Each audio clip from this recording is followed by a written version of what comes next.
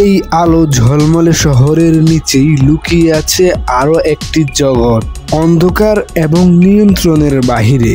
এরা সমাজের সেই অংশ যাদের হাতে থাকার কথা ছিল বই, খাতা, কিন্তু আছে ধারালো অস্ত্র তাদের হাতে। এরা দেশের ভবিষ্যৎ, কিন্তু আজ তারাই শহরের সবচেয়ে বড় আতঙ্ক। এদের নামই হচ্ছে মূলত কিশোর গ্যাং।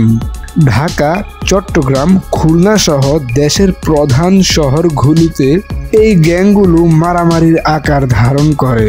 তুচ্ছ ঘটনাকে কেন্দ্র করে খুন, চাঁদাবাজি, ধর্ষণ তাদের যেন নিত্যদিনেরই ঘটনা।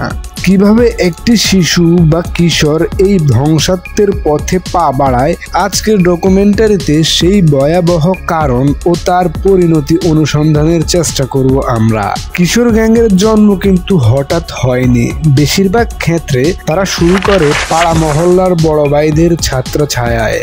প্রথম দিকে এটি ছিল শুধুমাত্র ক্ষমতা দেখানো বা গুরুত্বপূর্ণ হওয়ার একটি চেষ্টা। পাড়ার মোড়ে দাঁড়িয়ে ধূমপান করা, মেয়েদের উত্তপ্ত করা, এভাবেই শুরু। কিন্তু ধীরে ধীরে সেই ছোট্ট দলগুলো পরিণত হয় অপরাধী সংগঠনে। এই কিশোর গ্যাংদের মধ্যে এক ধরনের শূন্যতা কাজ করে। হয় পরিবার থেকে তারা বিচ্ছিন্ন, না হয় স্কুলে তারা নিজেদেরকে মেলে ধরতে পারছে না। গ্যাং তাদের সেই আইডেন্টিটি এবং পাওয়ারই দিয়ে থাকে। গ্যাংগুলো এখন ডিজিটাল দুনিয়াতেও সমান সক্রিয়।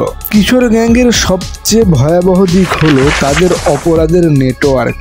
তুচ্ছ মারামারি থেকে শুরু করে ভূমি দখল, মাদক ব্যবসা এবং টেন্ডারবাজ সবকিছুই পেছনেই এখন কিশোর গ্যাংদের ব্যবহার করা হয়। এর মূল কারণ অপরাধের জন্য তাদের সহজেই ব্যবহার করা যায়, কেননা আইন তাদের জন্য শাস্তি অনেক কম রেখেছে। এই সহিংসতা কেবলমাত্র ভুক্তভোগীর জীবনই নষ্ট করতেছে না, এটি পুরো শিক্ষা এবং সামাজিক পরিবেশকেও বিষাক্ত করে তুলছে। এই অন্ধকার থেকে আলোর পথে ফেরার উপায় কি? বিশেষজ্ঞরা বলেন, কেবল কঠোর আইন প্রয়োগে নয়, এর জন্য প্রয়োজন সামাজিক নিরাময়, অর্থাৎ স্কুল, পরিবার এবং স্থানীয় ক্লাবগুলোকে আবার সক্রিয় করতে হবে, যাতে কিশোররা তাদের অবসর সময় গঠনমূলক কাজেই ব্যয় করতে পারে।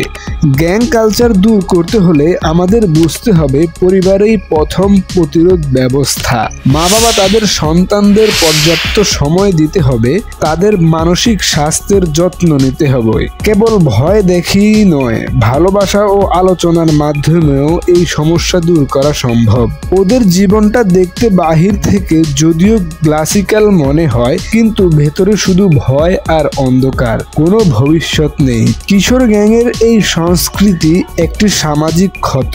কঠোর আইন, রাজনৈতিক সদিচ্ছা এবং সমাজের সম্মিলিত প্রচেষ্টা ছাড়া এই মহামারী রোধ করা সম্ভব নয়।